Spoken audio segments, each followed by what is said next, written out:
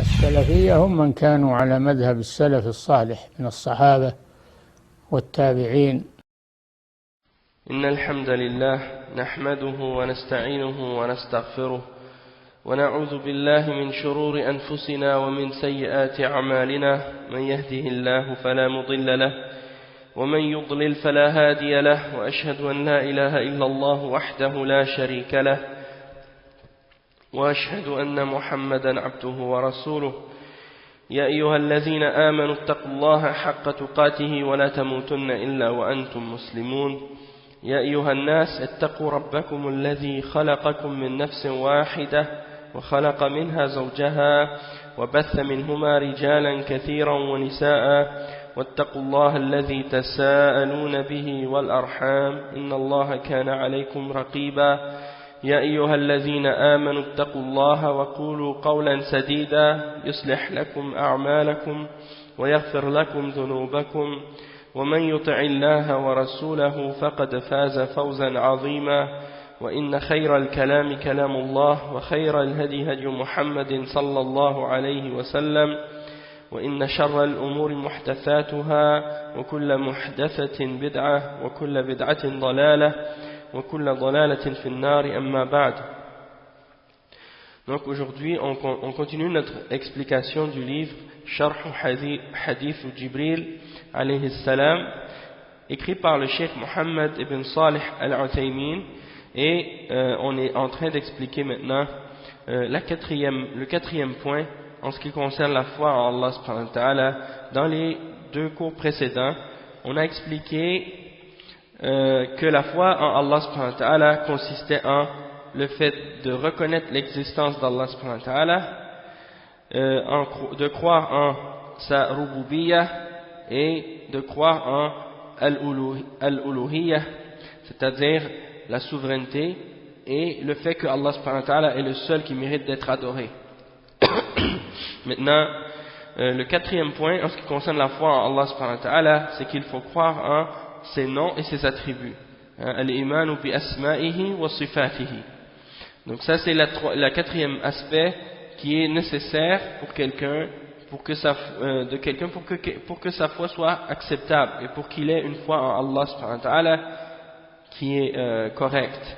Et donc on voit, alhamdulillah, à quel point il est important non seulement de savoir que Dieu existe, mais il y a aussi les autres conditions qu'on a mentionnées, comme al-uluhiyyah, al-rububiyyah et al-asma wa sifat, qui sont nécessaires également pour que quelqu'un soit réellement un croyant et qu'il ait vraiment une foi en Allah subhanahu wa ta'ala qui est valable et qui est acceptable.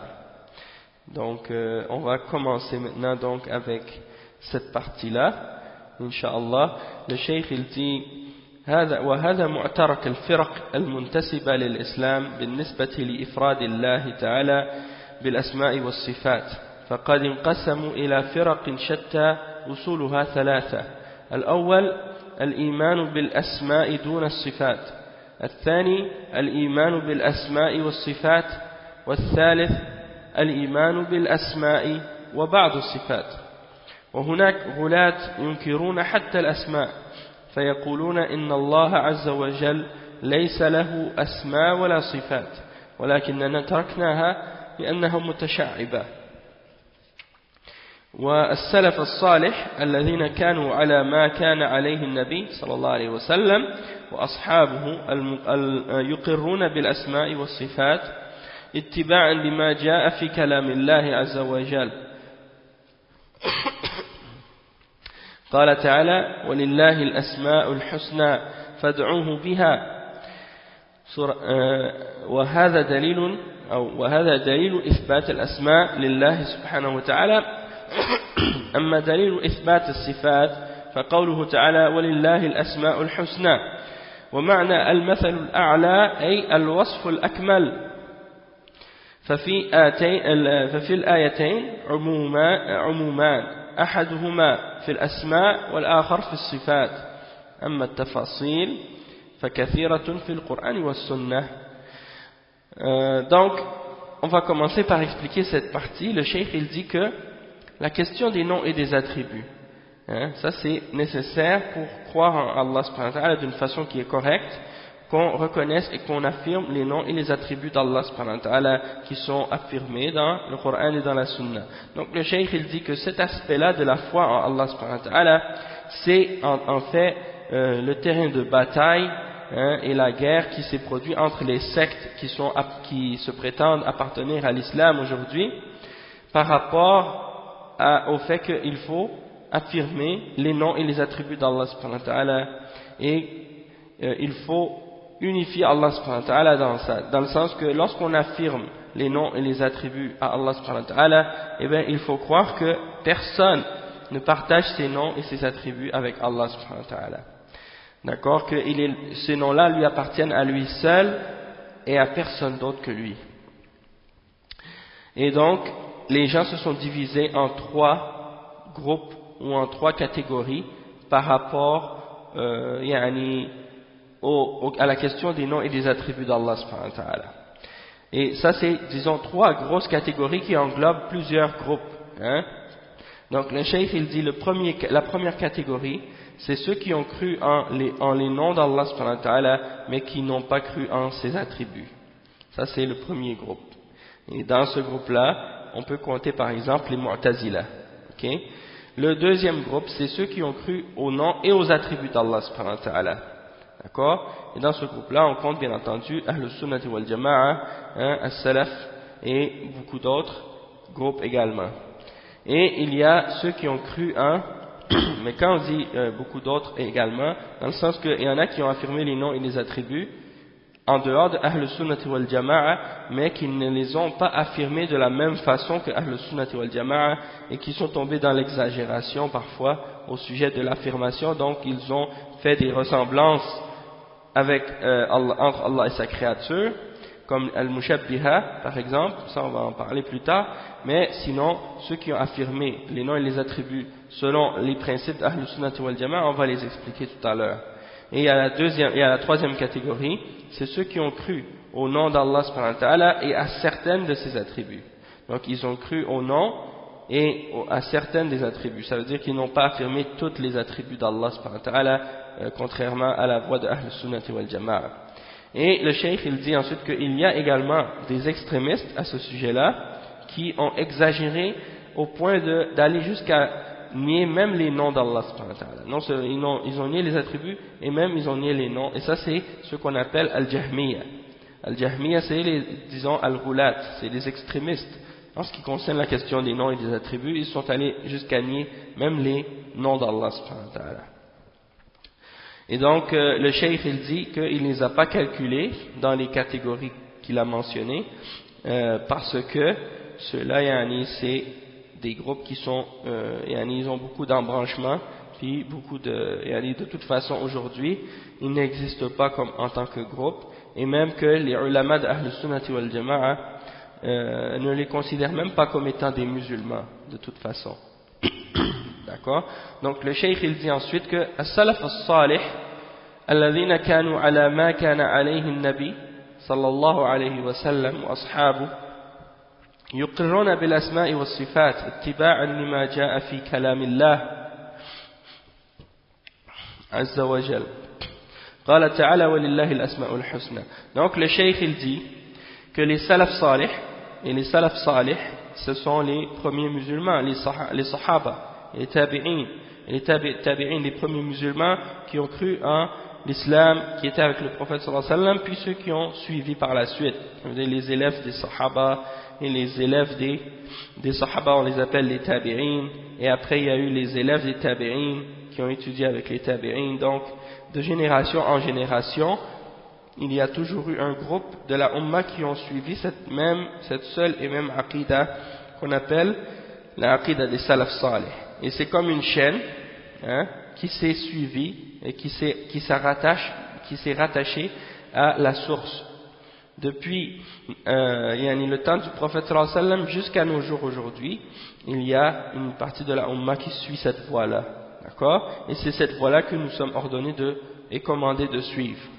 Donc, le cheikh il dit que les salaf salih, ce sont ceux qui suivent ce que suivait le prophète Muhammad sallallahu alayhi wa sallam ainsi que ses compagnons et qui affirment les noms et les attributs d'Allah subhanahu wa ta'ala et quand ils affirment les noms et les attributs d'Allah subhanahu wa ta'ala, ils le font en suivant, lorsqu'on suit la voie du Coran et de la Sunna, lorsqu'on affirme les noms et les attributs d'Allah subhanahu wa ta'ala, on le fait en suivant l'exemple de ce que Allah subhanahu wa ta'ala dit. Il nous ordonne de suivre dans plusieurs versets dans le Coran, comme par exemple le verset dans Surat Al-A'raf, le verset 180, dans lequel Allah subhanahu wa ta'ala dit وَلِلَّهِ الْأَسْمَاءُ الْحُسْنَى فَادْعُوهُ بِهَا.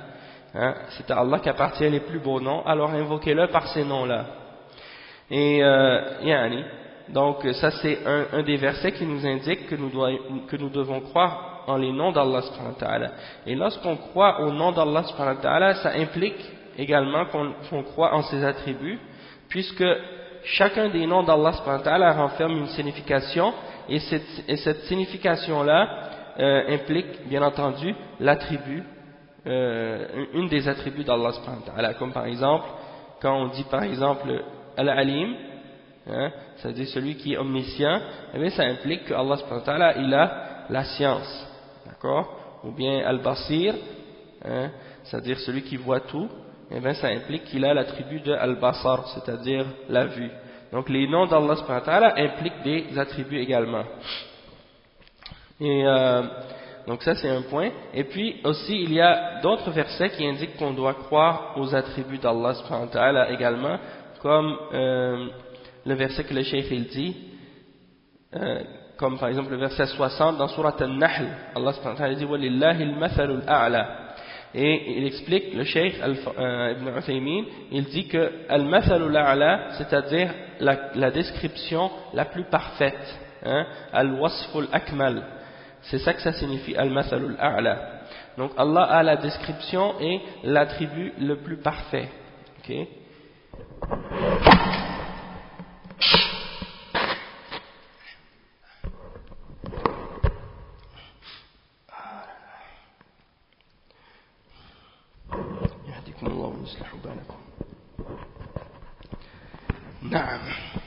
Donc, je m'excuse.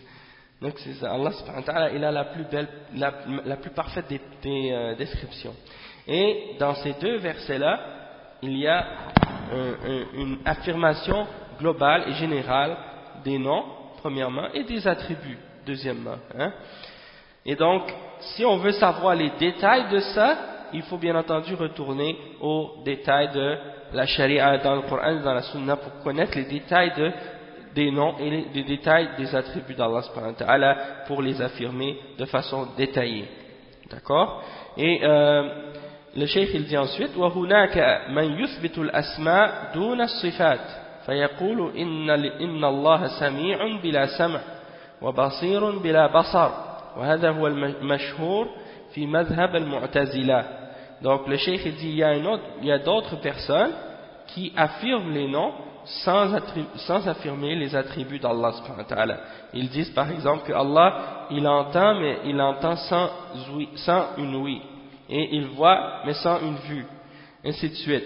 Et ça bien entendu c'est la contradiction de ceux qu'on appelle les Mu'tazila, c'est la secte des Mu'tazila. Donc ils affirment les noms mais ils nient les significations de ces noms là. Donc ils disent que il est Samir, il voit, mais il n'a pas de vue. Bien entendu, c'est complètement ridicule. Pour des gens qui se prétendent utiliser la raison, ils n'ont pas grand raison d'après ce qu'on peut constater.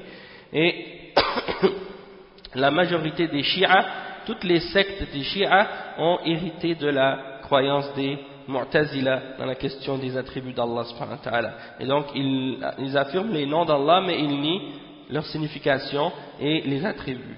D'accord? Donc ça c'est important de comprendre. Il ne faut pas croire que, comme certains disent, que les Mu'tazila n'existent plus aujourd'hui. Il y a encore des groupes parmi les groupes de la Ummah qui ont les mêmes croyances que les Mu'tazila, c'est-à-dire les Shia, que ce soit les Zaydiyya ou les Rafida ou d'autres parmi les sectes des Shia. Ils ont tous la croyance des Mu'tazila dans les questions de Qadar et dans les questions des noms et des attributs d'Allah subhanahu wa ta'ala. Et ensuite, il y a une autre catégorie, al-fariq al-thalith, yuthbitu al-asma wa ba'd al-sifat, fa yuthbitu min al-sifat sab'an wa yunkiru al-baqi. والسبع هي الحياة والعلم والقدرة والسمع والبصر والإرادة والكلام. وجمعها السفاريني في عقيدته بقوله له الحياة والكلام والبصر سمع إرادة وعلم واقتدر بقدرة تعلقت بممكن كذا إرادة. Donc le cheikh dit ensuite ويقولون إن هذه الصفات دل عليها العقل فنثبتها وما عداها فالعقل لا يدل عليها ولا نثبتها. فيقولون donc on va expliquer cette partie là avant.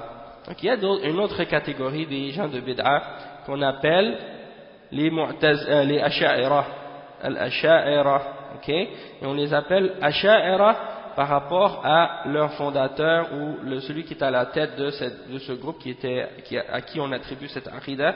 On l'appelle Abu al-Hassan al-Ash'ari.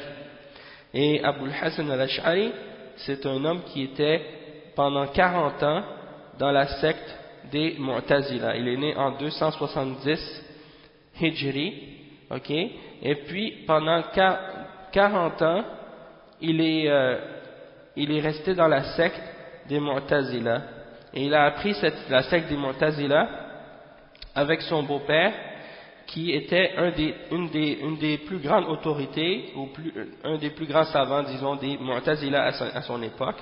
Et donc il faisait partie des gens qui étaient très, disons, une des chefs, une des grosses têtes des Mu'tazila à l'époque.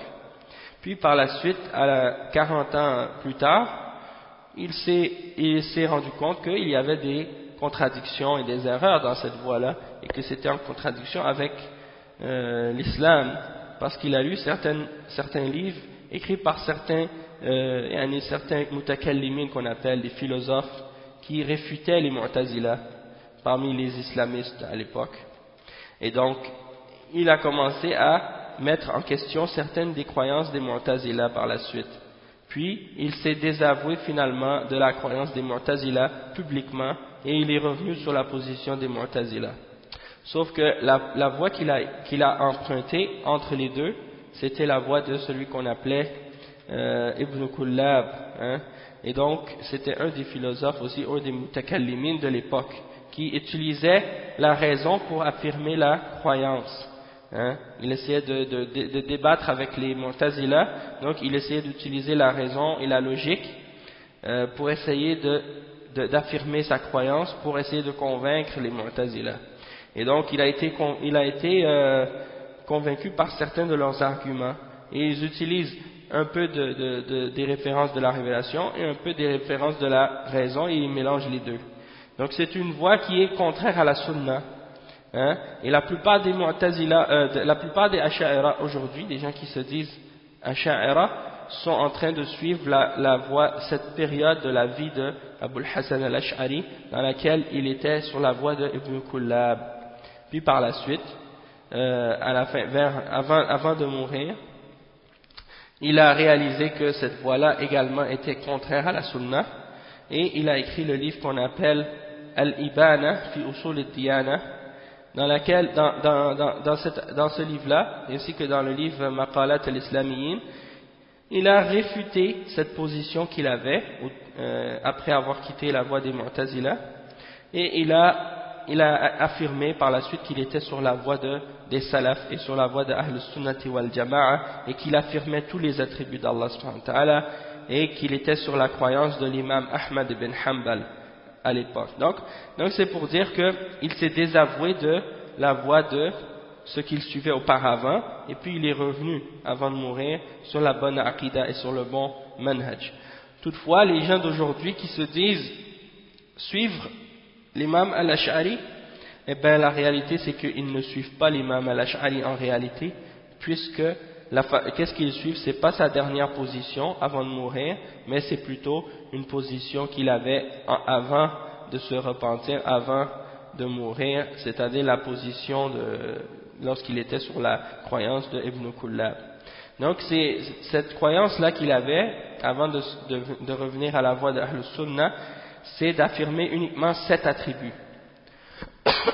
Et ces 7 attributs-là, c'est quoi? C'est la vie, la science, la force ou le pouvoir, l'ouïe, al-sam', c'est-à-dire l'ouïe, la vue, al-basar, al-irada, la volonté, et la parole, al-kalam. Donc ces gens-là, ceux qu'on appelle Asha'ira aujourd'hui, ils affirment uniquement ces attributs-là. Tous les autres attributs qui sont mentionnés dans le Coran et qui sont mentionnés dans la Sunna, et en particulier les attributs des actions, ils les nient, ou ils les déforment, ou ils changent leur signification. Donc ils nient ces attributs-là de façon indirecte, et ils les déforment de leur sens réel. Parce que, bon, on va expliquer pourquoi par la suite. Mais il est important aussi de savoir qu'il n'y a pas seulement les Asha'ira qui ont dévié sur la question des attributs par rapport à cette voie-là. Il y a d'autres sectes qui sont très proches de la croyance des Asha'ira aussi à ce sujet-là, comme par exemple une autre secte qu'on appelle Al-Maturidiyya. Et Al-Maturidiyya, c'est une autre aqidah qui est également proche de la aqidah des Asha'ira. Eux, ils affirment 8 attributs seulement, au lieu de 7. Donc, l'attribut qu'ils ont rajouté par rapport aux Asha'ira, c'est une attribut qu'ils appellent At-Takwin. D'accord? Et bien entendu, c'est pas quelque chose qui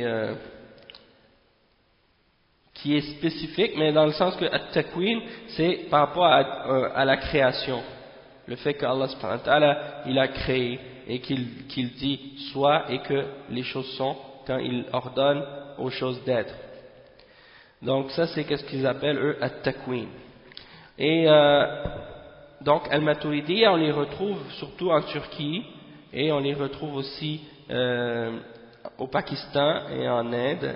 Pourquoi? Parce que ce sont des gens souvent qu'on retrouve dans le madhab de Abu Hanifa.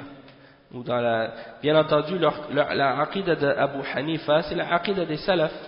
Sauf que les gens qui suivent Abu Hanifa aujourd'hui ne suivent pas la aqidah d'Abu Hanifa, ils suivent la aqidah de Al-Maturidi, qui est venu bien après, longtemps après Abu Hanifa. La même chose pour les Maliki, les Shafi'i et les Hanbali aujourd'hui. La plupart des Hanabila, vous les trouvez sur la aqidah des salaf à cause des imams salafis qui étaient très forts dans ce madhab, comme l'imam Ahmad lui-même, qui a réfuté les Mu'tazila et les Jahmiya à son époque. Donc c'est normal qu'on retrouve parmi eux plus de gens sur la aqidah des salafs, mais il y a quand même parmi les Hanabila certains qui ont dévié de la voie de l'imam Ahmad et qui ont suivi également la voie des Asha'ira ou des Muta'awwilin, ceux qui déforment le sens des attributs. Toutefois, dans le madhab al-Shafi'i, vous trouvez beaucoup de Asha'ira là-dedans, malgré que l'imam al-Shafi'i lui-même n'était pas Ash'ari. Il est né bien longtemps avant l'imam Abu al-Hasan al-Ash'ari et al-Maturidi. Donc, il affirmait tous les attributs. Il n'a jamais suivi cette aqidah qu'on appelle la aqidah de Abu al-Hasan al-Ash'ari ou de al-Maturidi. Donc, il était salafi. Et la même chose pour l'imam Malik.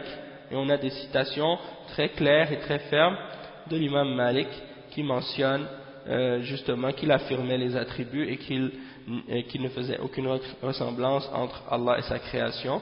Donc ça c'est des exemples clairs qui montrent que l'imam Malik rahimahullah était un des imams, parmi les imams des salafs qui suivaient la aqidah des salafs et non pas la aqidah des Asha'ira, même si, malgré qu'aujourd'hui on retrouve la plupart des gens qui se disent maliki dans les pays musulmans, ils ne suivent pas la aqidah de l'imam Malik, mais ils suivent la aqidah de Abu al-Hasan al-Ash'ari. D'accord? Et il y a des raisons historiques pourquoi cette aqidah-là s'est répandue à un certain moment donné dans les pays musulmans. Et donc on en parlera peut-être, on en a déjà parlé dans d'autres cours, mais là bon, on ne veut pas s'attarder trop longtemps là-dessus, c'est juste un petit résumé qu'on veut faire juste pour donner une compréhension aux gens, pour qu'ils sachent en fait d'où sont apparues ces différentes croyances-là. Et il y a une secte aujourd'hui qui est très répandue en France, et même ici au Canada, ils ont des mosquées et des écoles et aux États-Unis aussi. Hein, c'est un mouvement, même en Australie, ils ont des mosquées puis des écoles. C'est un mouvement qui est parti du Liban, fondé par un cheikh soufi éthiopien qui s'appelait Al-Habashi, Abdullah Al-Habashi. Et cette secte-là, on les appelle souvent Al-Ahbash, justement à cause de leur cheikh qui était de l'Éthiopie. On appelle Habashi. Hein. Et leur croyance, c'est la croyance des Asha'ira, et ils sont également des soufis Asha'ira, des soufis de la tariqa al-Rifa'iyya, mais bien entendu, s'il y a des membres qui viennent d'autres pays, par exemple du Maroc ou d'autres pays, bon, ils suivent la tariqa qu'ils ont connue dans leur pays, et ils ont toutes sortes de contradictions également. Ils font le takfir de tous les musulmans qui affirment les attributs d'Allah subhanahu wa ta'ala qui sont mentionnés dans le Coran ou dans la Sunna. Donc si tu leur dis que Ar-Rahman ala al-Arsh istawa, tu leur dis Allah est au-delà de son trône ou au-dessus de son trône, ils vont probablement te dire que tu es un kafir, si tu leur dis ça. Donc ces gens-là, ils ont un nom qu'ils se donnent, c'est l'association islamique des projets charitables ou quelque chose comme ça. Bon, ces gens-là, c'est ceux qu'on appelle les Ahbash. Hein, ils sont très répandus aussi. Bon, eux, ils sont sur la plupart de leurs croyances sont basées justement sur la croyance des Asha'ira au sujet des noms et des attributs d'Allah subhanahu wa ta'ala, sauf qu'ils sont beaucoup plus extrémistes du fait qu'ils déclarent tout le monde kuffar. Il y en a qui sont pas d'accord. Si tu n'es pas d'accord avec eux, ils te déclarent kafir. Donc, il mentionne le cheikh un poème de l'imam As-Safarini dans sa aqidah qui résume ou qui met en vers les 7 attributs que ces gens-là affirment. Il a lahu al-hayatu wal-kalamu wal-basar sam'un iradatun ilmun waqtadar biqudratin ta'allaqat bimumkinin kada iradatin. Donc ça c'est les 2 vers qu'il mentionne pour dire qu'ils affirment les 7 attributs. Il a la vie, la parole, la vue, l'ouïe, la volonté, la science et la force, le pouvoir. Et de même que donc la volonté. Donc ça, c'est les 7 attributs que ces gens-là affirment. Et le cheikh il dit qu'ils les affirment parce qu'ils disent que ces attributs-là sont affirmables rationnellement. Donc ils les affirment pas parce qu'ils sont mentionnés dans le Coran. Ils les affirment fondamentalement parce qu'ils sont affirmables de façon rationnelle, hein, selon la logique comme ils disent. Donc c'est pour ça. Nous, tandis qu'à Ahl Sunnah, on affirme les noms et les attributs d'Allah subhanahu wa ta'ala, ceux qui sont affirmables par la raison, on va dire oui, ça s'affirme par la raison, mais on les affirme fondamentalement par rapport à la révélation. Donc tout ce que Allah nous dit dans le Coran et dans la Sunna, et que le prophète sallallahu alayhi wa sallam nous dit dans la Sunna par rapport à ses noms et à ses attributs, on l'affirme et on y croit. Donc le cheikh ici, il dit فيقولون إن هذه الصفات دل عليها العقل فنثبتها وما عداها فالعقل لا يدل عليها فلا نثبتها. Donc ils disent les attributs qui sont affirmés par la raison, nous les affirmons, mais les attributs qui ne sont pas affirmables par la raison, nous ne les affirmons pas. Donc c'est ça la réalité de leur manhaj, c'est ça. C'est qu'ils prennent la raison et ils la placent au-dessus de la révélation. Et ils disent on ne peut pas affirmer d'autres que ces 7 attributs-là, puisqu'elles ne sont pas affirmables par la raison. Donc par exemple, ils vont dire on n'affirme pas que Allah est au-delà de son trône, ou qu'il a des yeux, ou qu'il a 2 mains, ou bien que Allah subhanahu wa ta'ala descend au dernier tiers de la nuit, au dernier des cieux, ou bien qu'il vient au jour de la résurrection, hein, ou bien tous les attributs que Allah subhanahu wa ta'ala a mentionnés dans le Coran et dans la Sunna, ils disent celles-là on ne les affirme pas parce qu'on ne peut pas les prouver par la raison, hein. Et donc c'est ça leur principe. Donc le cheikh il donne un petit exemple comment ils affirment les attributs, c'est quoi leur méthode. Le الشيخ يقول فيقولون إن الموجودات دالة على إيجاد والإيجاد يدل على القدرة فلا يمكن إيجاد بلا قدرة وهذا دليل عقلي ويقولون إن التخصيص يدل على إرادة أي كون في على أي كون هذه شمس وهذا قمر والتخصيص يدل على إرادة أي كون هذه شمس وهذا قمر وهذه سماء وهذه أرض كل هذا أو كل ذلك يدل على إرادة وأن الذي خلقها أراد أن تكون على هذا الوجه وهذا دليل عقلي أيضا وإذا نظرنا في الخلق وجدناه خلقا محكما ومتقنا والإحكام يدل على العلم لأن الجاهل لا يتقن فثبتت الآن ثلاث صفات القدرة والإرادة والعلم. Donc le cheikh il dit que voici comment il procède pour affirmer les attributs selon la raison. Ils disent par exemple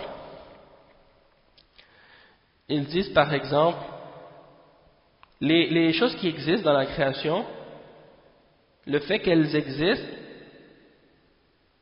donc ça prouve que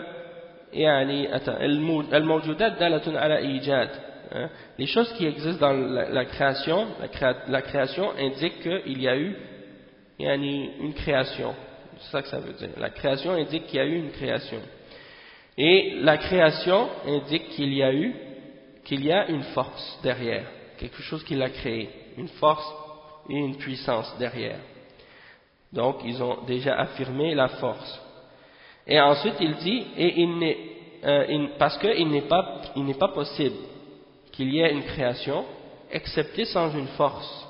Et donc ça c'est une preuve rationnelle. Donc c'est comme ça qu'ils procèdent. Ils disent, premièrement, on constate qu'il y a une création qui existe. Donc ça prouve qu'il y a une création. Et pour qu'il y ait cette création, il faut qu'il y ait une force derrière. Parce que sans la force, on ne peut pas créer. Donc ça c'est leur premier argument pour affirmer cet attribut-là par la raison. Ensuite, ils disent qu'on voit par la suite qu'il y a une spécification par la suite dans la création. C'est-à-dire qu'il y a une volonté derrière cette création-là. Ça c'est prouvé par le fait qu'il y a le soleil, il y a la lune, il y a le ciel, il y a la terre, ainsi de suite. Donc ça c'est des choses spécifiques et différentes. Et cette différenciation et cette spécificité des différentes choses indique qu'il y avait derrière une volonté de distinction. Et donc ça prouve que, et ça c'est un argument rationnel pour prouver que Allah a une volonté. Ensuite, par la suite, il dit, et lorsqu'on regarde cette création-là, comment elle est faite, on va remarquer qu'elle est faite d'une manière qui est très bien organisée, qui a une sagesse, qui a une structure, et que c'est fait à la perfection. Et ça indique qu'il y a derrière une ihkam. Donc ça veut dire qu'il y a de la science derrière ça. C'est-à-dire que la personne qui a créé ça, ou l'être qui a créé ça, il a créé ça avec science. Parce que l'ignorant ne peut pas faire quelque chose avec perfection et avec cette maîtrise-là. Et donc, déjà, on a affirmé 3 attributs par la raison. Ça, c'est sans même qu'on ait besoin de connaître une révélation de Dieu. Par notre raison seulement, en observant l'univers, on peut constater ça. Donc, ça, c'est leur argument et leur façon comment ils affirment l'existence d'Allah et en même temps aussi les attributs d'Allah subhanahu wa ta'ala. Ensuite, ils disent ثم قالوا إن هذه الثلاث لا تقوم إلا بحي ومن ثم ثبتت أنه حي فالحي إما أن يكون سميعا بصيرا متكلما أو أعمى وأصما وأخرسا فالصمم والعمي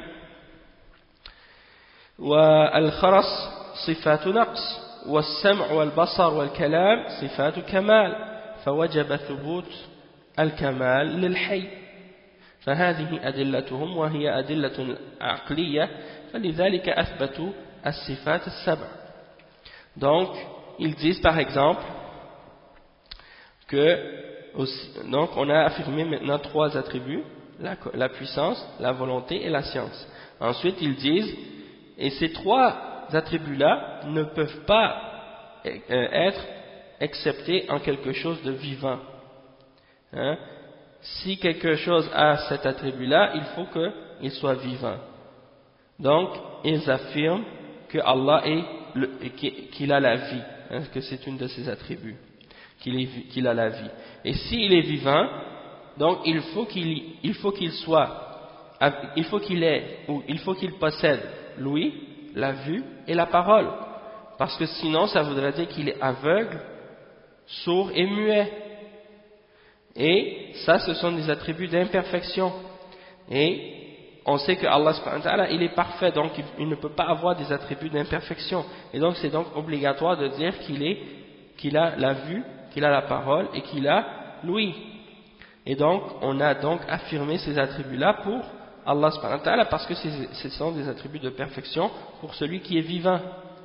Et donc ça c'est leurs attributs et c'est ainsi qu'ils affirment les 7 attributs qu'ils ont affirmés. Toutefois les autres attributs en dehors de ces 7-là, ils les nient et ils les rejettent. Ils disent non, on ne les affirme pas.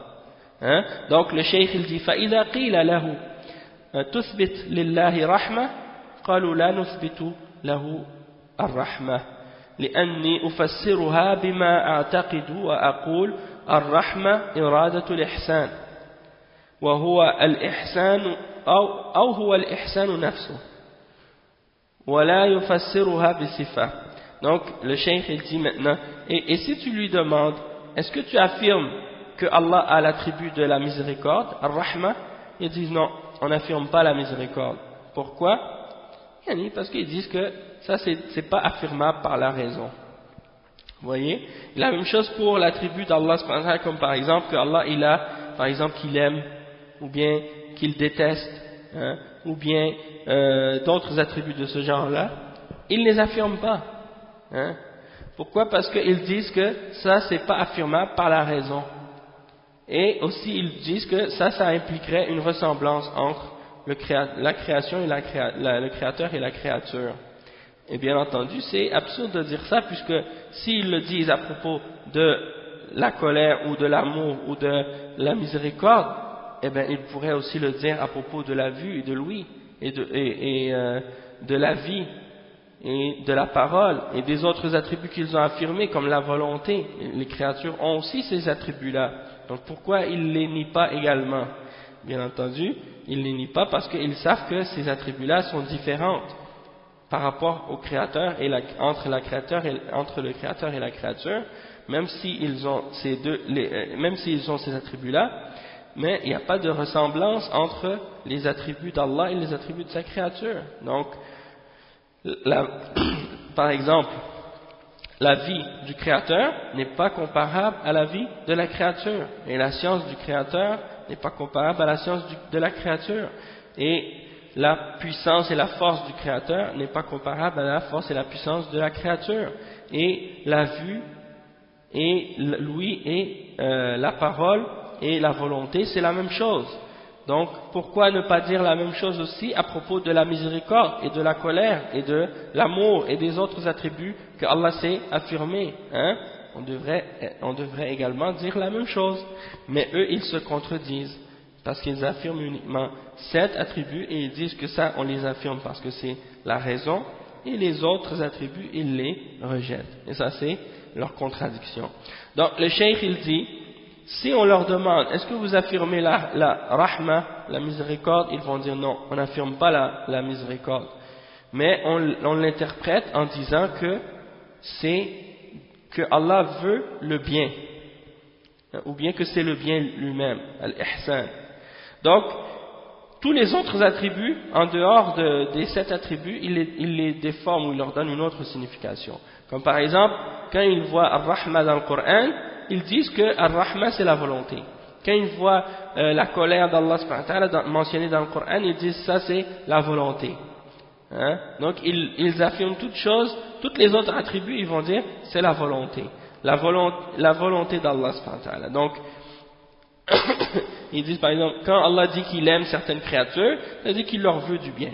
Quand Allah dit qu'il déteste certaines créatures, ça dit qu'il veut les punir ou qu'il leur veut du mal. Donc ils interprètent ou ils expliquent tous les autres attributs par la volonté, l'attribut de la volonté. Et à cause de ça, ils tombent dans de graves erreurs dans leur compréhension des autres aspects de la aqidah, comme par exemple dans le qadar, dans la prédestination par exemple. Ils ont des gros problèmes à comprendre par la suite, des gros problèmes à expliquer aussi la prédestination, parce que pour eux la volonté c'est, l'amour pour eux c'est la volonté. Donc pour eux, si Allah veut quelque chose, ça veut dire qu'il l'aime. Si Allah aime quelque chose, il le veut, ça veut dire qu'il le veut.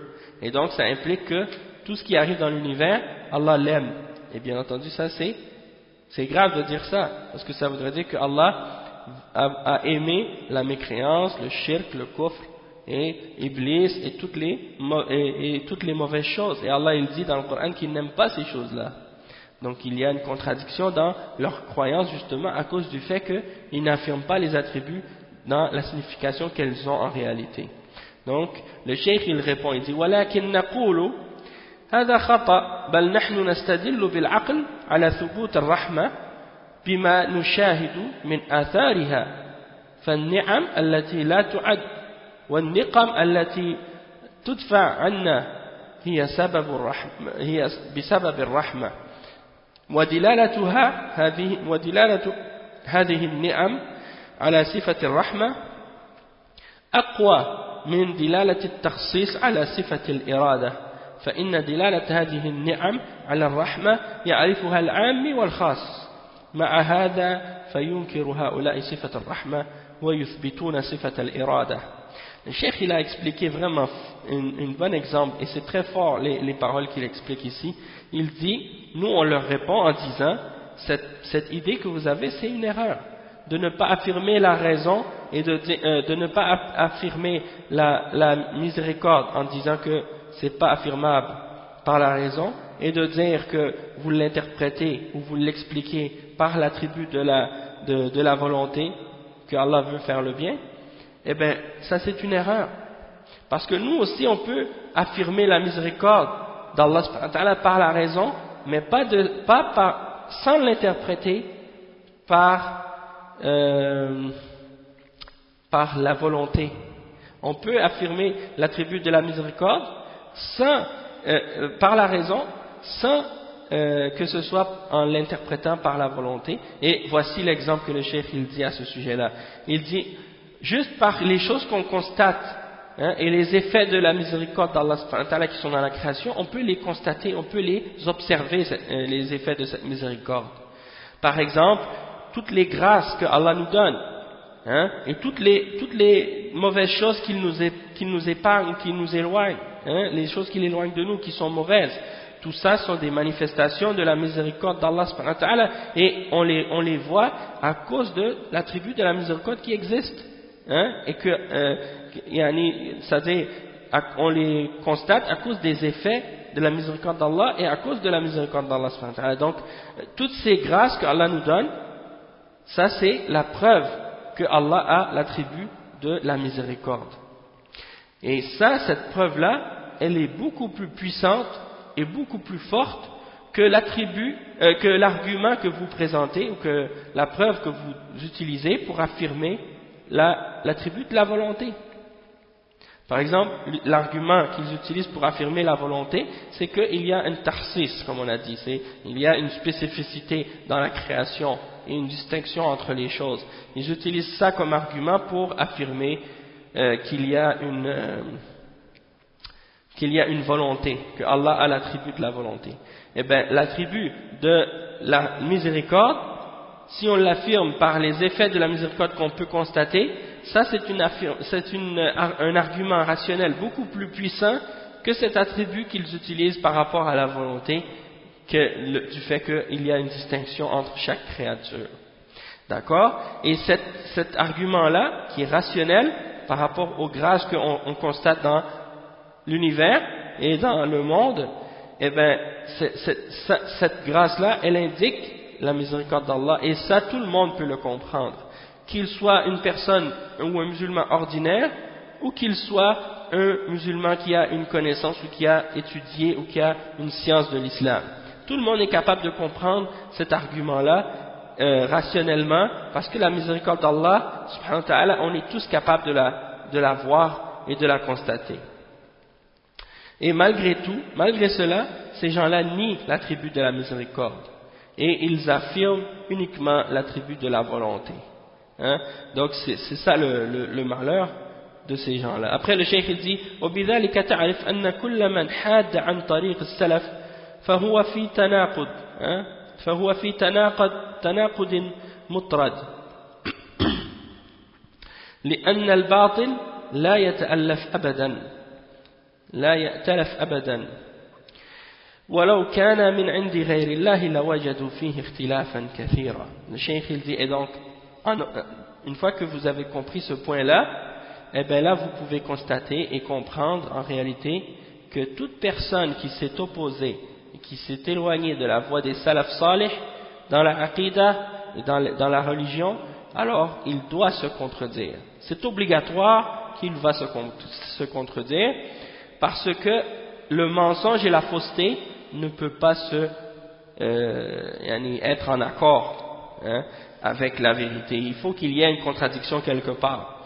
Parce que si tu t'opposes à la voie des salafs, c'est sûr que dans un point ou dans un autre de la aqidah, tu dois te contredire.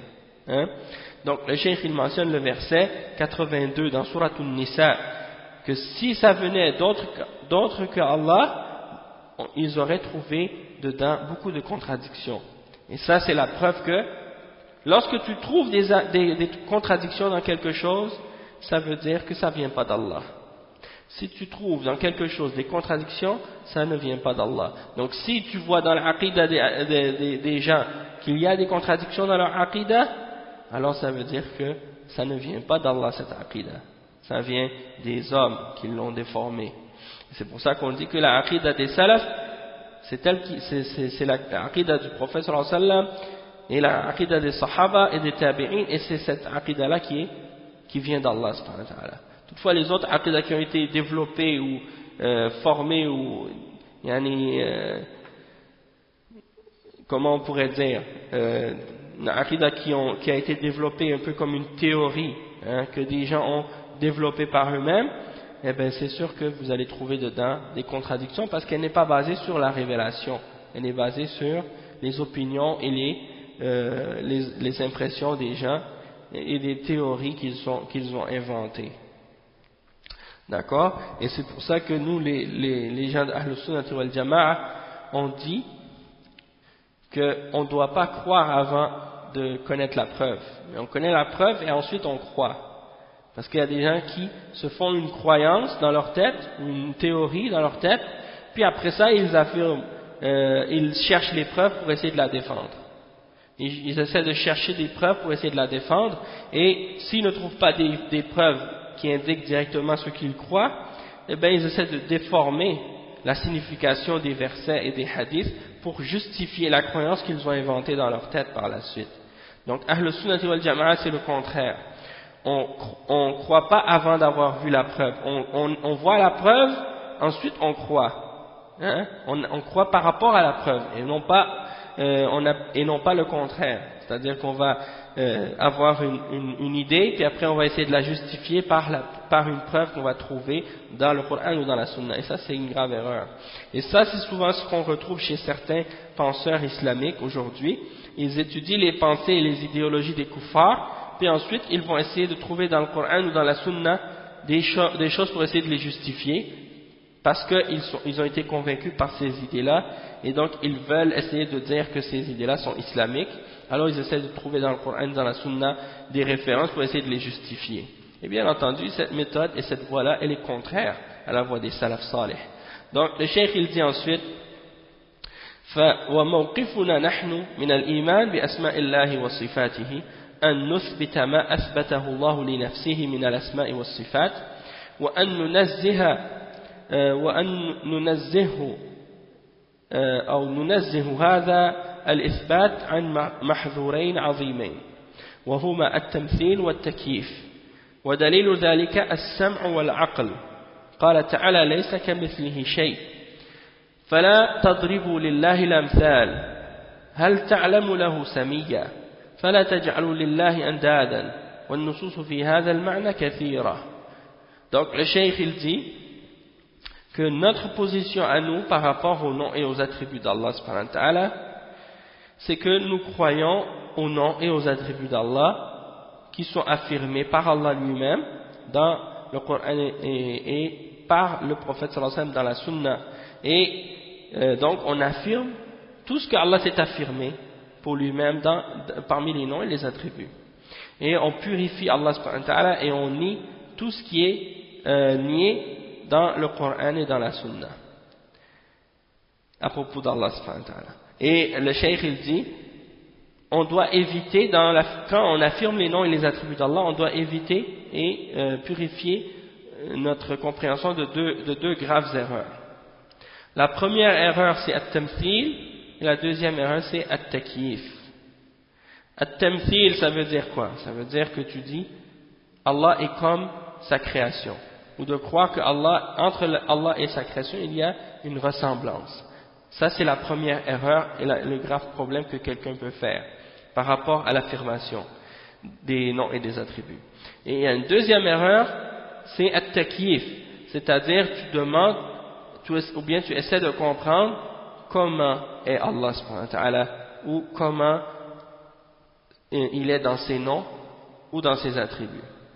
Ça c'est la deuxième erreur qu'on doit éviter et dont on doit s'écarter en ce qui concerne les noms et les attributs d'Allah subhanahu wa ta'ala. Et ça c'est prouvé qu'on doit s'écarter de ces deux problèmes-là et de ces deux grosses erreurs-là. C'est prouvé par la raison et c'est prouvé par les textes de la révélation. As-sam' wal-aql. As-sam' ça veut dire qu'est-ce qu'on entend, c'est-à-dire la révélation, et al-aql c'est la raison. Donc on peut prouver ça par les deux, par la raison et par la révélation. Les preuves de la révélation, comme le cheikh a mentionné, le verset 11 dans Surat Shura, dans lequel Allah subhanahu wa ta'ala dit Laysa kamithlihi shay. Il n'y a rien qui lui ressemble. Il n'y a rien qui ressemble à Allah subhanahu wa ta'ala. Donc ça c'est la preuve qu'on n'a pas le droit de faire des ressemblances entre Allah et sa création.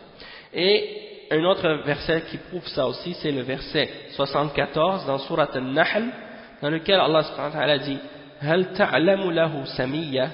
Est-ce que tu connais à Allah subhanahu wa ta'ala un semblable, c'est-à-dire c'est une question pour indiquer que Allah n'a pas, c'est pour nier en fait que Allah est quelque chose qui est semblable à lui.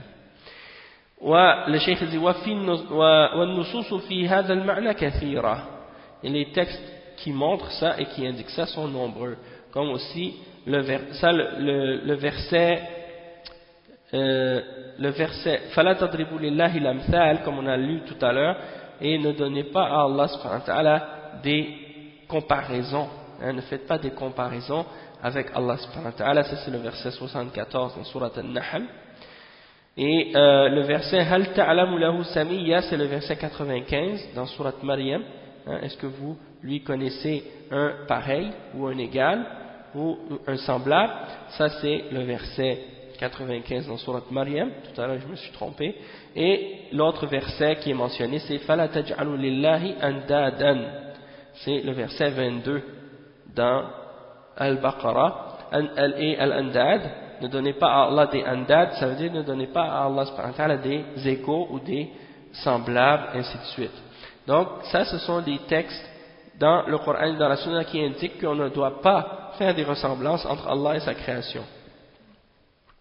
Et que donc on ne peut pas demander non plus le comment est Allah, ou essayer de l'imaginer dans nos esprits, des choses de ce genre. On n'a pas le droit de faire ça, parce qu'il n'y a rien qui lui ressemble.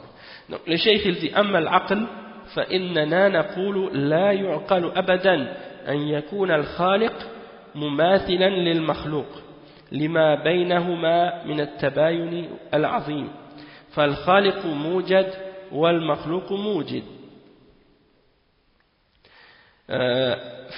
فالخالق موجد والمخلوق موجد والخالق أزلي أبدي الوجود والمخلوق جائز الوجود قابل للفناء بل هو فان قال تعالى كل من عليها فان ويبقى وجه ربك ذو الجلال والإكرام. Donc le cheikh il dit, en ce qui concerne la raison, si on veut se baser sur la raison pour prouver ça, il dit c'est pas du tout acceptable rationnellement de faire des ressemblances entre le créateur et la créature, car il y a de grandes différences et de grandes distinctions entre le créateur et la créature. Déjà le créateur c'est celui qui fait que les choses existent, tandis que la créature elle est créée, et le créateur il est éternel, son existence est éternelle et elle est toujours, c'est-à-dire il faut qu'il soit là éternellement et toujours, tandis que la créature elle peut exister ou elle ne peut pas exister, et elle peut aussi cesser d'exister après qu'elle ait existé, tandis que Allah subhanahu wa ta'ala non, il est éternel, il n'a pas de début, il n'a pas de fin. Et donc le cheikh il dit que ça c'est prouvé dans le verset 26 et 27 que Allah est le seul qui demeure, tandis que les autres créatures vont périr. Tout ce qui existe en dehors d'Allah va périr, va cesser d'exister.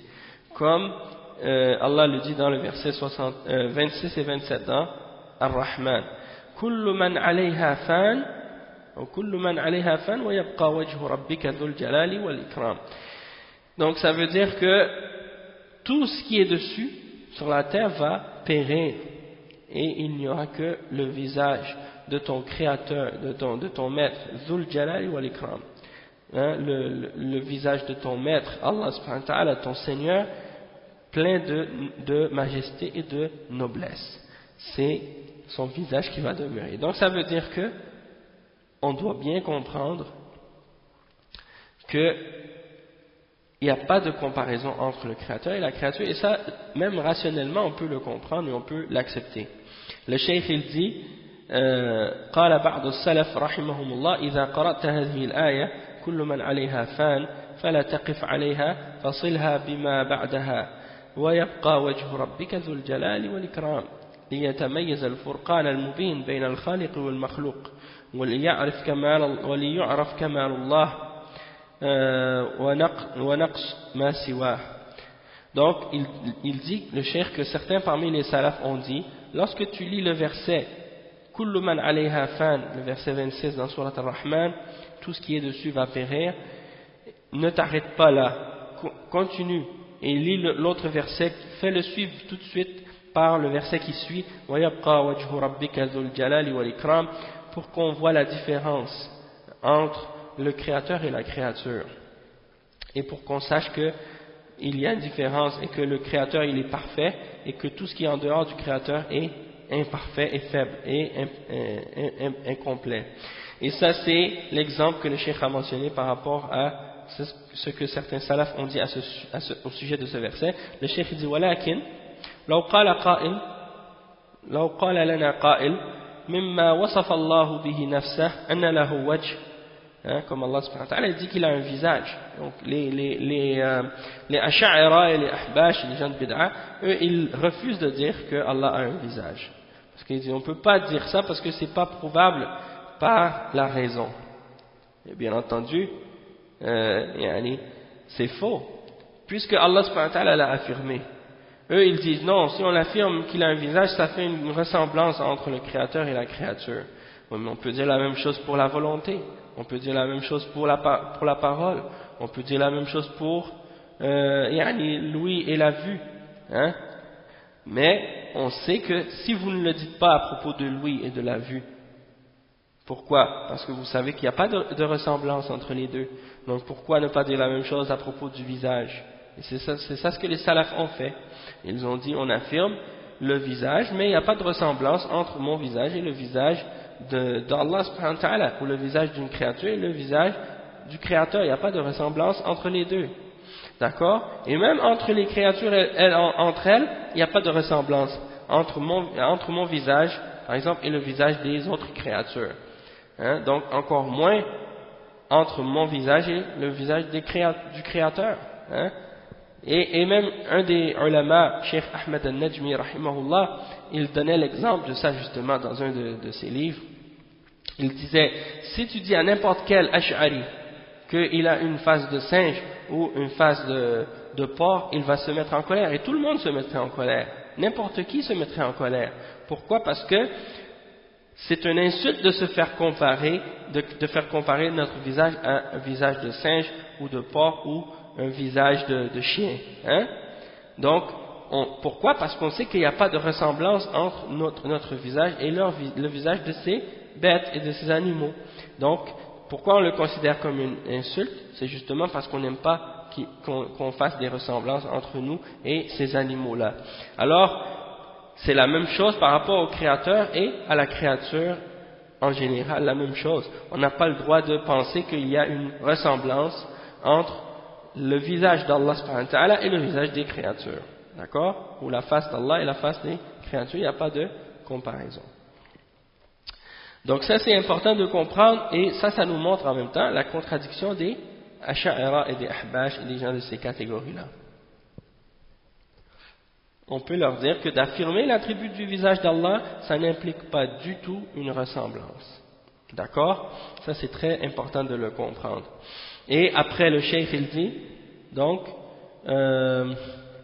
ولكن لو قال لنا قائل ومما وصف الله به نفسه أن له وجه كما قال سبحانه وتعالى ويبقى وجه ربك وأنا لا أعقل من الوجه إلا مثل وجه المخلوق فيلزم من إثبات الوجه لله التمثيل لأن القرآن عربي والوجه هو ما يتعارف بين الناس وأكمل الوجوه وجوه البشر فوجه الله كوجه الإنسان مثلا فماذا نقول له؟ نقول له إن هذا الفهم فهم خاطئ لأن الوجه مضاف إلى الله والمضاف بحسب المضاف إليه فوجه الله يليق بالله ووجه الإنسان يليق بالإنسان ونقول له أيضا أنت لك وجه والأسد له وجه والهر له وجه فلماذا قلنا وجه الإنسان ووجه الأسد ووجه الهر هل يلزم من ذلك التماثل؟ فلا أحد يقول إن وجهه يماثل وجه الهر أو الأسد أبدا إذن نعرف من هذا أن الوجه بحسب ما يضاف إليه وإثباتنا لصفات الله عز وجل لا يستلزم أبدا المماثلة بين الخالق والمخلوق بدليل السمع وبدليل العقل. Donc le cheikh justement il répète cette explication là et cet argument là. Il dit si quelqu'un parmi les ahbash par exemple ou parmi les asha'ira il vient nous parler, il vient nous dire Allah il a affirmé dans le Coran par exemple qu'il a un visage. Il dit wa yabqa wajhu rabbika dhul jalali wal ikram. Et puis qu'il te dit par la suite que je ne peux pas comprendre rationnellement qu'un visage soit autre chose que ce que je connais parmi les visages des créatures. Et donc ça impliquerait que si on doit affirmer que Allah a un visage, ça implique qu'il y a une ressemblance parce que je ne connais pas d'autres visages excepté le visage des créatures. Et le Coran est un Coran en arabe, il est en arabe le Coran. Donc le mot wajh, c'est qu'est-ce que les hommes connaissent, hein? Et le plus parfait des visages, c'est le visage des hommes, des êtres humains. Hein? Et donc, il faut donc que le visage d'Allah soit comme le visage de l'homme. Alors, qu'est-ce qu'on répond à ce genre de personnes? Hein? On répond à ce genre de personnes parce que c'est ça les arguments des Asha'ira, des Ahbash, quand ils viennent vous parler, c'est comme ça qu'ils vous parlent. Ils disent non, je ne connais pas d'autre visage que le visage que je vois parmi les visages des créatures. Le cheikh il dit, cette compréhension-là que tu as, c'est une compréhension qui est erronée et qui est incorrecte. Parce que quand on affirme un visage, on affirme, par exemple, quand on dit Wajhullah, ça veut dire qu'on a affirmé ce visage et on l'a attribué à Allah. Donc c'est pas n'importe quel visage, c'est un visage spécifique. C'est-à-dire un visage qui appartient uniquement à Allah subhanahu wa ta'ala. Et quand on dit par exemple que le visage c'est le visage d'Allah subhanahu wa ta'ala, donc ça veut dire que c'est un visage qui convient à Allah subhanahu wa ta'ala et qui convient à sa perfection et qui convient à sa majesté et à sa grandeur. Donc il n'est pas comparable au visage de quiconque parmi les créatures.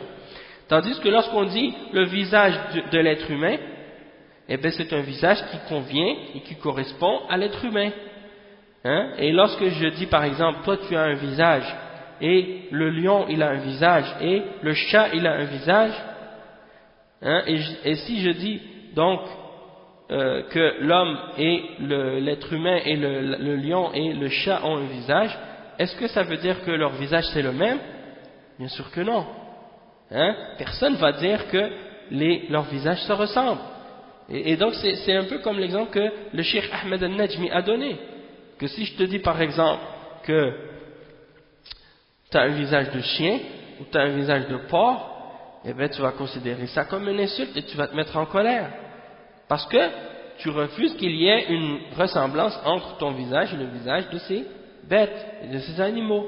Hein? Donc c'est exactement la même chose. Par rapport aux autres créatures, on voit que dans les créatures, il n'y a pas de ressemblance entre nos visages. Et bien c'est la même chose pour la différence qu'il y a entre le visage du créateur et le visage de la créature. Il n'y a aucune ressemblance entre les deux. Et donc le cheikh il dit que si on a compris ça, eh bien si on a compris ça comme il faut, on comprend que le visage est toujours relié à l'être auquel il est attribué.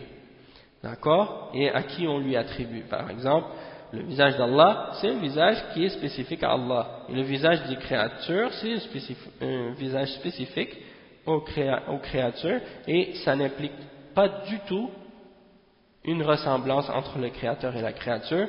Et ça, c'est prouvé par les textes et c'est prouvé également par la raison. Comme on a donné des exemples des textes, que Allah a un visage, et on a donné les preuves rationnelles qu'il n'y a pas de ressemblance entre le créateur et la créature, et il y a les textes qui prouvent qu'il n'y a pas de ressemblance également. D'accord? Et le deuxième point qu'on doit éviter, comme on a expliqué, c'est at-takyif. On a expliqué maintenant qu'on ne doit pas faire de ressemblance entre le créateur et la créature, et que ça c'est le premier danger auquel on doit faire attention. Et le deuxième danger, c'est de faire at-takyif, c'est-à-dire d'essayer de chercher le comment des attributs d'Allah subhanahu wa ta'ala et de comprendre la description, comment sont ces attributs, hein, et d'essayer d'imaginer Allah subhanahu wa ta'ala. Et donc ça c'est quelque chose de très dangereux et quelque chose qui est interdit, hein, dans l'islam. Et c'est kufr en réalité de faire des ressemblances entre Allah et sa créature, comme c'est kufr de demander le comment. Et quand vous voyez les ahbash par exemple, eux quand ils parlent des salafis et quand ils parlent des gens qui suivent la voie d'Ahl Sunnah, ils les appellent les wahhabiyya et ils disent ah ce sont des anthropomorphistes et ce sont des gens qui font ressembler Dieu avec sa créature. Et bien entendu c'est tout à fait faux, puisqu'on ne fait pas de ressemblance entre le créateur et la créature et on ne fait pas d'anthropomorphisme non plus, puisqu'on ne fait qu'affirmer ce que Allah a affirmé pour lui-même. Et on dit laysa kamithlihi shay. Donc ce sont des gens qui mentent, hein, à propos des salafs, hein. Et donc le cheikh dit wa at-takyif ay anna sifat Allah azza wa jal la tukayyif taqdiran bil jinan wa la nutqan bil lisan wa dalilu dhalika sam'i wa aqli, hein. لا تكيف الصفات تقديرا بالجنان ولا نطقا باللسان ودليل ذلك سمعي وعقلي. Ça veut dire qu'on n'a pas le droit de faire at-takyif. At-takyif ça veut dire quoi? Ça veut dire demander le comment, hein, comment sont les attributs d'Allah subhanahu wa ta'ala. Et le cheikh il dit c'est-à-dire qu'on n'a pas le droit de demander comment ou de chercher le comment des attributs d'Allah, ni dans notre cœur ni avec notre langue. C'est pas juste que tu demandes pas comment avec ta langue, même dans ton cœur, tu dois pas le demander en essayant de l'imaginer avec ta tête ou ton esprit. Et c'est pas comme les gens de bid'a, ils disent par exemple quand ils disent oh non, on dit pas, ça veut pas dire qu'on doit pas demander le comment ou essayer d'imaginer Allah, ça veut dire qu'il n'a pas de comment. hein, il n'a pas de commun. Et bien entendu, ça veut rien dire, puisque s'il n'avait pas de commun, alors pourquoi on aurait besoin ça veut dire, eux ils veulent dire que Allah n'a pas de description, c'est ça ce qu'ils veulent dire. Ils veulent dire qu'il n'a pas de description. Nous on dit, non, il y a une description, c'est-à-dire elle existe cette description, mais nous on ne la connaît pas. C'est ça que ça veut dire. Ça ne veut pas dire qu'il n'y a pas de kayf, qu'il n'y a pas de commun. Il y en a un commun, mais le commun on ne le connaît pas. Pourquoi on ne le connaît pas? Parce que Allah il ne nous l'a pas décrit. Il ne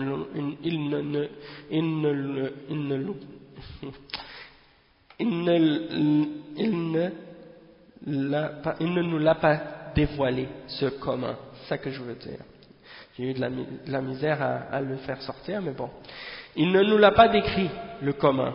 Et c'est pour ça donc que eux, les Ahbash, ils disent pas ça. Et les gens de Bid'a, ils disent pas ça. Ils disent carrément que Allah n'a pas de kayf. Hein? Et ça, bien entendu, c'est de la philosophie, ça. Hein? De dire qu'il n'a pas de kayf comme ça, de cette façon-là, ça n'a aucun sens. Quand tu dis à quelqu'un, est-ce que ta voiture, si je dis par exemple, est-ce que ta voiture a un commun? Tu dis non, il n'a pas de commun. Ça veut dire quoi? Que ta voiture n'a pas de commun. Hein? Si je te dis par exemple, comment est faite ta voiture? Je peux pas la décrire si tu me l'as pas dit.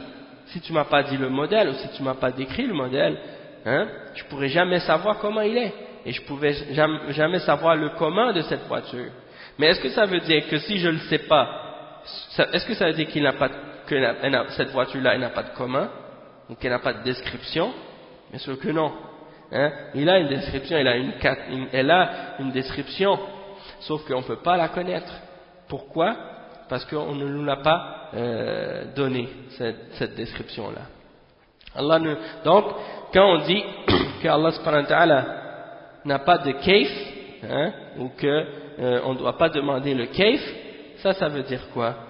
Ça veut dire que Allah subhanahu wa ta'ala, on ne sait pas comment il est, parce qu'il ne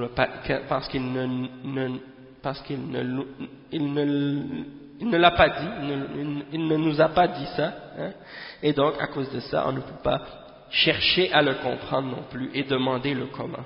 Ça c'est un point important à comprendre en partant. Et les preuves de ça sont ramenées dans la révélation et dans la raison aussi. Et voici les explications du cheikh à ce sujet-là.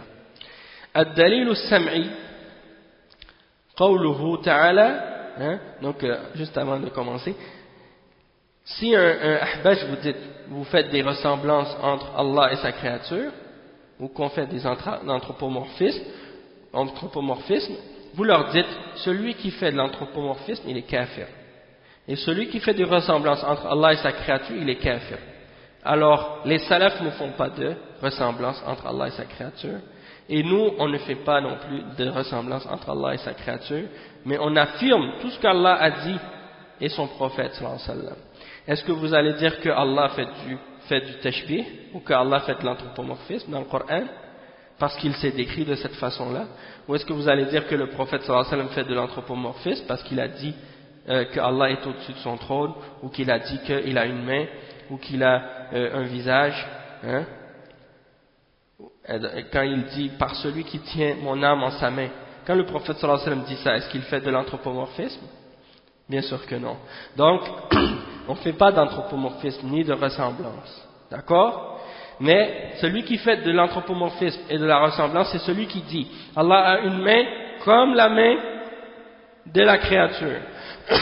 Allah a un visage comme le visage de la créature. Celui qui dit ça, il est kafir, il n'est pas musulman. Et c'est ça l'anthropomorphisme. D'accord? Mais si je dis, je crois que Allah il a l'attribut qu'il s'est décrit lui-même, par lequel il s'est décrit lui-même dans le Coran et dans la Sunna, et je l'affirme, et je dis que les attributs d'Allah sont différents de l'attribut de la créature, ça c'est pas de l'anthropomorphisme, et c'est pas de faire une ressemblance entre Allah et sa créature. Hein? Et la même chose pour tous les autres attributs. D'accord? Sinon, ils ne pourraient pas affirmer les sept attributs qu'ils affirment, parce que on pourrait dire la même chose au sujet de ces 7 attributs-là. Hein? Donc ça, c'est très important de comprendre pour réfuter ces gens-là qui sont pour la plupart des gens arrogants et qui refusent d'accepter qu'est-ce qui est clair dans le Coran et dans la Sunna. Que Allah les guide. Ensuite, donc, le cheikh dit, la preuve qu'on ne peut pas faire de takyif, c'est prouvé par la révélation et par la raison.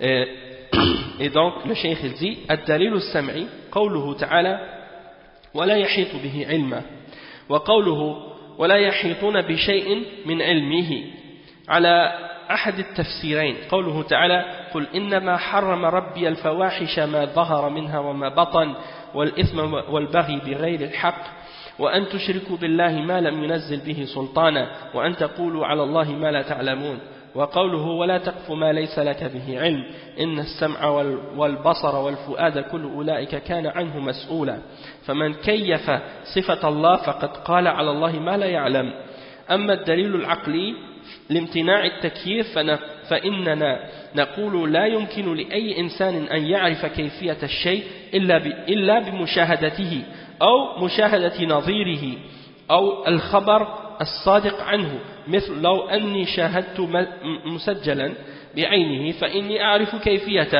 كيفيته لأنني شاهدته بعيني أو مشاهدة نظيره مثل أن يأتيني رجل يقول عندي سيارة واشتريتها موديل 88 مثلا وصفتها كذا ولونها كذا فإنه يمكنني معرفة هذه السيارة مع أني لم أشاهدها لأني أعرف نظيرها وأشاهده. Donc le cheikh il explique que les preuves qu'on ne peut pas demander le comment dans la révélation, c'est par exemple le verset 110 dans Surat Taha. Allah subhanahu wa ta'ala il dit وَلَا يَحِيطُونَ بِهِ عِلْمًا. Ils ne peuvent pas l'envelopper ils ne peuvent pas le connaître par leur science ou l'envelopper de leur science. Les créatures ne peuvent pas connaître Allah subhanahu wa ta'ala par leur science, c'est-à-dire l'envelopper et le connaître parfaitement comme il est. Ensuite, le verset 255 dans Surat Al-Baqarah, dans Ayat Al-Kursi, Allah subhanahu wa ta'ala dit وَلَا يَحِيطُونَ بِشَيْءٍ مِّنْ عِلْمِهِ. Et ils ne peuvent pas comprendre quoi que ce soit de sa science, envelopper ou cerner complètement sa science. Ils ne peuvent pas connaître Allah subhanahu wa ta'ala parfaitement. Et ça c'est selon une des deux explications ou interprétations qui ont été données dans le tafsir de ce verset que ça voulait dire ça. Ensuite, il mentionne le verset 33 dans Surat Al-A'raf, dans lequel Allah subhanahu wa ta'ala il dit que Allah a uniquement interdit les turpitudes, celles qui sont faites ouvertement ou cachées, le péché, la transgression sans aucun droit, de même que de faire le shirk avec Allah en associant avec lui ce au sujet duquel il n'a donné aucune preuve et aucune autorité, et de dire à propos d'Allah ce que vous ne savez pas. Donc, le fait de dire à propos d'Allah ce qu'on ne sait pas, ça fait partie justement de demander le kayf, et de demander comment est Allah. Ça fait partie de ça. Essayez de l'imaginer. Et le cheikh il dit ensuite, وَلَا تَقْفُ مَا لَيْسَ لَكَ بِهِ عِلْمٍ. Et ne cherche pas c'est-à-dire وَلَا تَقْفُ مَا لَيْسَ لَكَ بِهِ عِلْمٍ. Ça veut dire, ne parle pas de ce dont tu n'as aucune connaissance. Si tu ne connais pas quelque chose, ne parle pas, ne dis rien, ne parle pas de ces choses-là. Parce que Allah, il va te questionner au sujet de ton ouïe, ta vue et ton cœur. Qu'est-ce que tu as fait avec ton ouïe, qu'est-ce que tu as écouté, qu'est-ce que tu as vu et qu'est-ce que tu as pensé avec ton cœur. Allah va te questionner à propos de ces choses-là. N'essaie pas d'imaginer Allah. N'essaie pas de poser des questions à propos d'Allah que personne ne peut savoir par rapport à ses attributs, comme le kayf, comment sont les attributs d'Allah. On n'a pas le droit de demander ça. Pourquoi? Parce que personne ne peut savoir comment sont les attributs d'Allah. D'accord?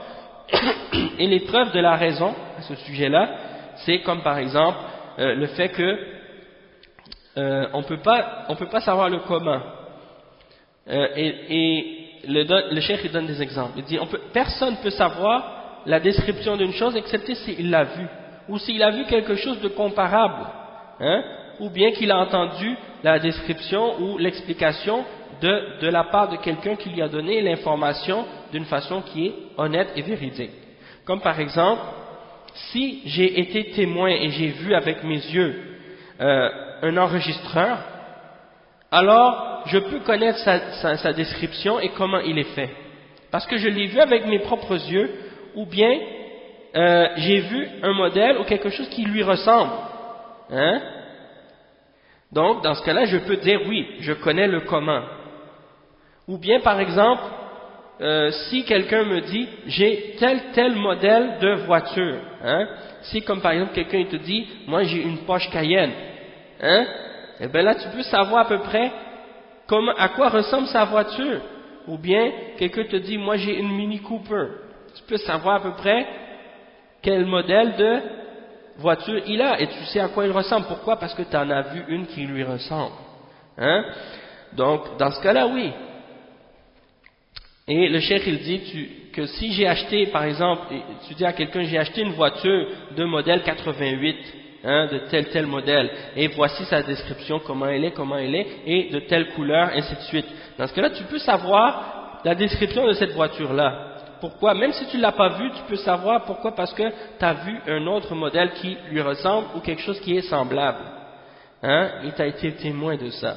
Et donc, le cheikh dit ومثال الخبر الصادق عندي مثل أن يأتي رجل ويقول عندي بعير صفته كذا وكذا وعليه الوسم الفلاني فهذا عرفت كيفيته بالخبر الصادق. Donc le cheikh il dit de même que tu peux connaître la description d'une chose par l'information que quelqu'un va te donner, qui est une information qui est sincère et véridique, comme par exemple quelqu'un qui te dirait, comme par exemple, moi j'ai une mule ou un âne, et voici sa description, elle est de telle couleur, telle grosseur, ainsi de suite, et il y a dessus tel insigne, ou des, comment dire, parce que des fois on marque les bêtes, donc il y a telle marque dessus. Hein?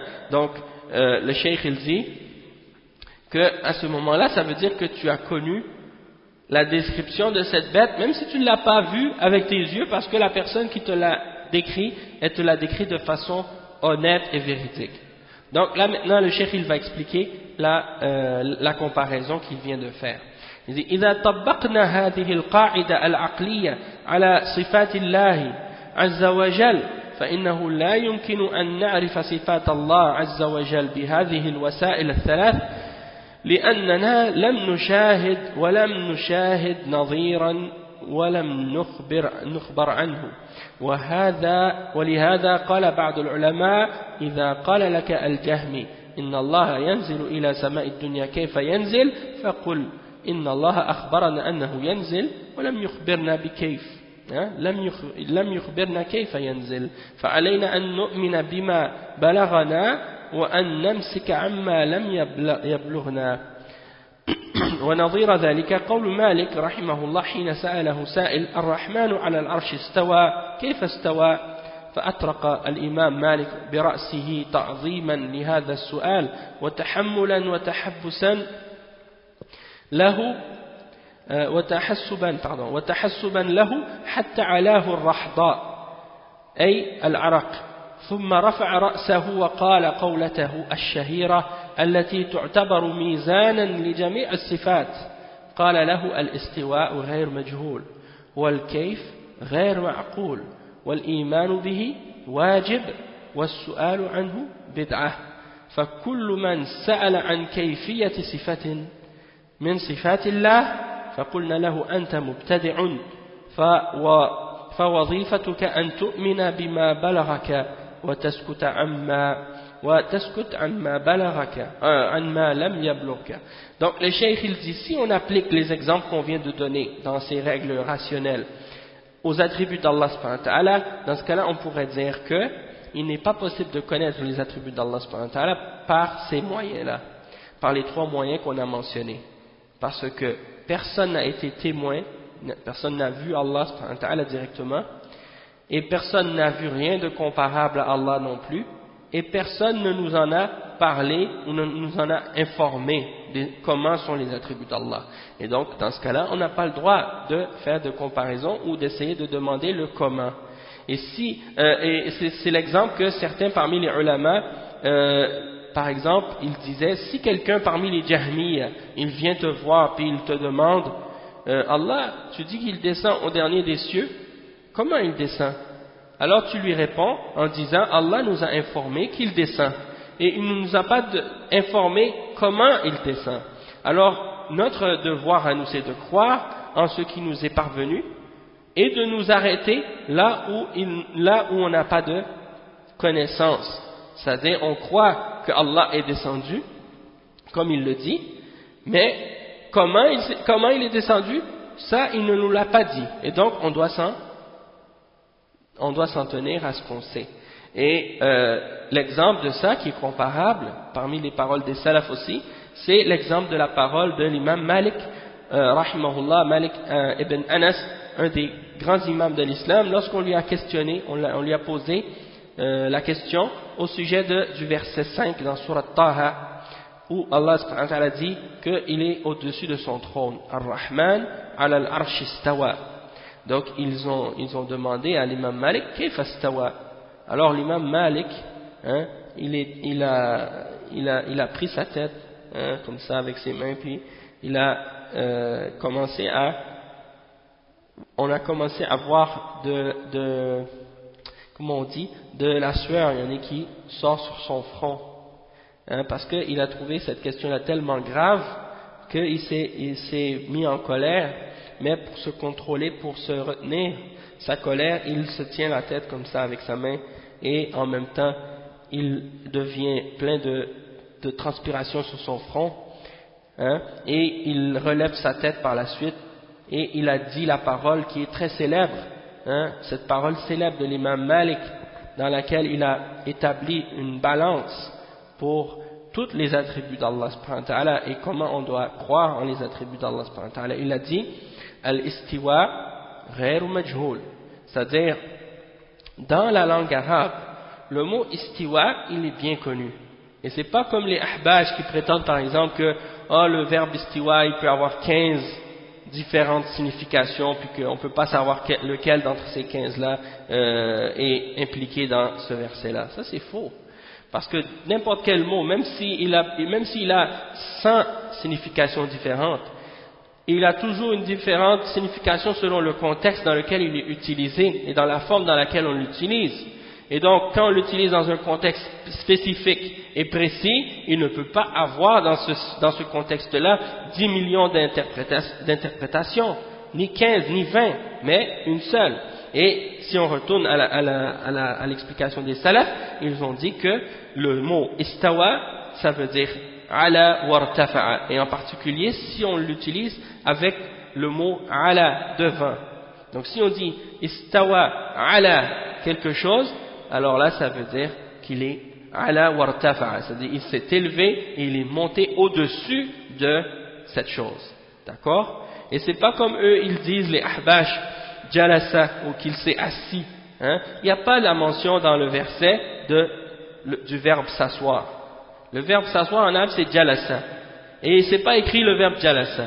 Donc nous on se limite au verbe qui est utilisé dans la révélation, dans le Coran et dans la Sunna. Et donc Allah a dit istawa, nous on dit istawa. Le prophète sallallahu alayhi wa sallam a dit fis sama, on dit nous fis sama, hein, qu'il est au-dessus de sa création. Et on dit ce que le prophète sallallahu alayhi wa sallam a dit et ce que Allah subhanahu wa ta'ala a dit. Et c'est tout. Quand l'esclave est venu demander, l'esclave que Muawiyah ibn al-Hakam, il a frappé une esclave, il est venu avec elle au prophète sallallahu alayhi wa sallam, il a dit j'ai frappé mon esclave, que dois-je faire pour faire expier ce péché-là, est-ce que je peux la libérer? Le prophète sallallahu alayhi wa sallam a demandé à cet esclave, et c'est un hadith sahih rapporté par Muslim, hein, il lui a dit, il a demandé à l'esclave, où est Allah? Elle a répondu, il est dans les cieux, hein? Et donc où est Allah, c'est une question qui est permise. La preuve qu'elle est permise, c'est que le prophète sallallahu alayhi wa sallam lui-même l'a posée.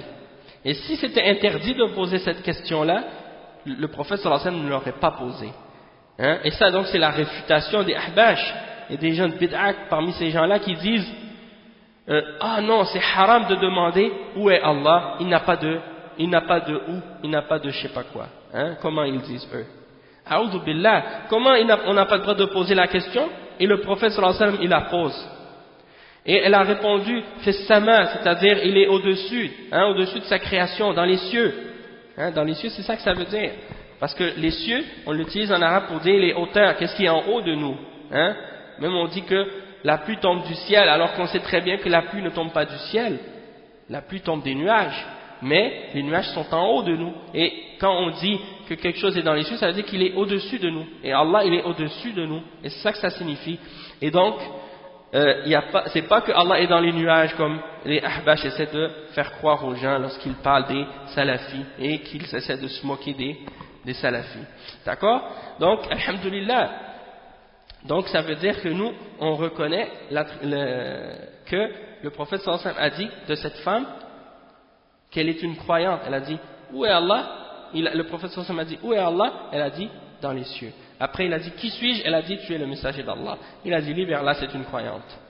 Hein? Donc, ça, c'est le témoignage du prophète, sallallahu alayhi wa sallam, de la foi de cette femme. Ensuite, donc ça prouve que al-istiwa, c'est quelque chose qui est connu dans la langue arabe. Et les salafs, ils l'ont expliqué de cette façon-là. Ça ne veut pas dire, comme les ahbash disent aujourd'hui, et les asha'ira, que ça veut dire que Allah a pris le contrôle du trône. Ça voudrait dire quoi ça? Ça voudrait dire qu'avant Allah, il y avait quelqu'un qui contrôlait le trône, puis Allah est venu, il l'a enlevé, et puis il a pris sa place. Ça, c'est pire encore, comme signification que ce qu'ils craignent, eux, de la ressemblance soi-disant entre Allah et sa création. Il n'y en a pas de ressemblance entre Allah et sa création. Parce que Allah, comment il est au-dessus de son trône, c'est pas comparable à la façon dont les créatures s'élèvent au-dessus d'une autre créature. Il ne faut pas faire de comparaison dans notre esprit. Et ça, c'est très important à comprendre. Donc, l'istiwa ghair majhoul. L'istiwa, il n'est pas inconnu. C'est bien connu dans la langue arabe et tout le monde sait ce que ça signifie. Wal kayf ghair ma'qoul. Donc, l'imam Malik, il dit, le kayf, tu ne peux pas le comprendre rationnellement, parce que tu ne le connais pas. Hein? Tu ne peux pas le connaître rationnellement. Et comme pour répondre aux ahbash qui disent qu'il n'y a pas de kayf du tout, s'il n'y avait pas de kayf, pourquoi on le nie alors? Hein? S'il n'y avait pas de description, alors pourquoi on dit qu'on ne doit pas demander au sujet du kayf? Hein? Ça ne sert à rien de dire à quelqu'un de ne pas demander quelque chose si cette chose-là n'existe pas.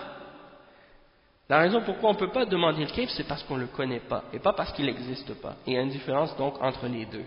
Hein? Et les salafs, ils faisaient la différence entre ces deux choses-là, justement. Ils disaient pas quand ils disaient de ne pas demander le comment, c'est pas parce qu'il n'y en a pas de description ou de comment, mais c'est plutôt parce qu'on ne peut pas le connaître de façon rationnelle. Et c'est pour ça que l'imam Malik, il dit ici, wal kayf ghair ma'qoul. Et le comment, il n'est pas rationnel, tu ne peux pas le connaître avec ta raison. Wal imanu bihi wajib. Et de croire en ça, c'est obligatoire. Was su'alu anhu bid'ah. Et de demander au sujet du comment et de poser cette question-là, en soi, c'est bid'ah. C'est déjà une bid'ah. C'est interdit de poser ce genre de questions-là à propos d'Allah subhanahu wa ta'ala. Donc, le cheikh, il termine en disant فَكُلُّ مَنْ سَأَلَ عَنْ كَيْفِيَّةٍ. Il dit, toute personne qui pose la question au sujet du comment ou de la description d'un attribut d'Allah subhanahu wa ta'ala, nous devons lui dire, nous disons dans ce cas-là, c'est un innovateur. Anta mubtadi', tu es un innovateur. En ayant fait ça, tu as fait une innovation. Tu as posé une question à propos d'Allah que personne n'a jamais posée parmi les sahaba. Et donc, tu as ramené dans la religion musulmane quelque chose qui est innové, qui ne fait pas partie de la religion. Et ça, c'est quelque chose de haram. Et c'est une porte vers l'égarement. Et ensuite, le cheikh, il dit, ton devoir, c'est quoi? C'est de croire en ce qui t'est parvenu de la révélation. Et de te taire au sujet de ce qui ne t'est pas parvenu. Comme par exemple le comment des attributs. Donc ça vient résumer tout ce qu'on a dit jusqu'à maintenant dans les cours sur ce livre. Donc ça vient résumer la croyance de Ahl Sunnati wal Jama'a au sujet de la foi en Allah subhanahu wa ta'ala et donc des 4 principes. Premièrement, la foi en l'existence d'Allah, la foi en Ar-Rububiyyah, la foi en Al-Uluhiyyah et la foi en Al-Asma wa Sifat. Donc ça vient résumer ces 4 principes-là. On a terminé donc, qu'est-ce qui a rapport pour l'instant avec la foi ou de croire en Allah subhanahu wa ta'ala, ou la foi en Allah subhanahu wa ta'ala. Ça c'est le premier pilier de la foi. Bien entendu, il faut bien se mettre en esprit que qu'est-ce qu'on a expliqué dans ce cours, c'est uniquement un résumé. Parce qu'il y a beaucoup d'autres détails qu'on pourrait rajouter, mais c'est juste un petit résumé en ce qui concerne la foi en Allah. Et donc pour avoir une vraie foi en Allah, c'est pas juste de croire que Allah existe, mais c'est de respecter toutes les règles qu'on vient de clarifier maintenant. Et juste au sujet de ces 4 points-là qu'on a mentionnés, si on regarde parmi les musulmans, il y a plein de groupes et de sectes qui ont dévié juste à propos de la foi en Allah subhanahu wa ta'ala. Que ce soit les chiites, que ce soit les soufis, que ce soit les ahbash, que ce soit les d'autres sectes également qui sont apparues à travers la Ummah, et même chez les Ikhwan et d'autres, vous trouvez tous des erreurs qui ont rapport juste avec ce premier point de la foi là, par rapport à Allah, que ce soit les Mu'tazila, les Asha'ira, les Maturidiyya, et les autres également. Donc on va s'arrêter ici pour aujourd'hui, Inch'Allah. Jazakumullahu khairan, subhanakallahu wa bihamdik, ashhadu an la ilaha illa anta, astaghfiruka wa atubu ilayh. Wassalamu alaikum wa rahmatullahi wa barakatuh.